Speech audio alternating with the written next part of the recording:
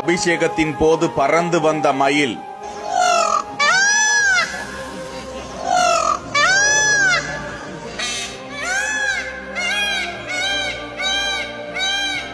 தீபாராதனை காட்டிய போதும் நகர மாட்டேன் என முருகன் முன்பாக பணிந்து நின்ற மயில் வாகனர் பார்த்து மெய் சிலிர்த்து போய் பரவசத்தில் வேண்டிக் கொண்ட பக்தர்கள்.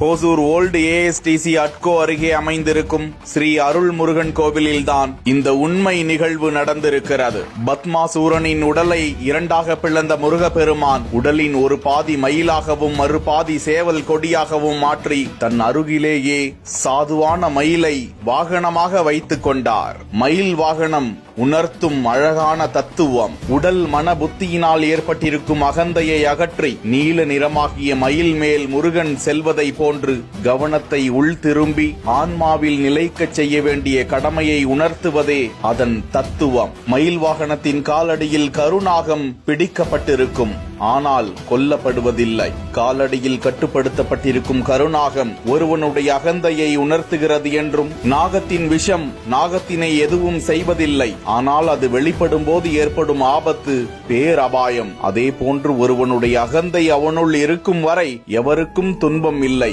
அது வெளிப்படும் போது ஆசைகள் ஏற்பட்டு கெட்ட விளைவுகள் ஏற்படும். விஷ ஜந்துவாகிய அகந்தையை காலடியில் போட்டு கட்டுப்படுத்தி புற அழகிலிருந்து கவனத்தை உட்திருப்பினால் மட்டுமே இறைவனை அறிய முடியும் என்கிற தத்துவத்தினை உணர்த்துவதே மயில் வாகனம் என்ற நிலையில் அக்கோவிலில் மயிலே வந்து காட்சியளித்தது பக்தர்களிடையே பரவசத்தை ஏற்படுத்தியிருக்கிறது.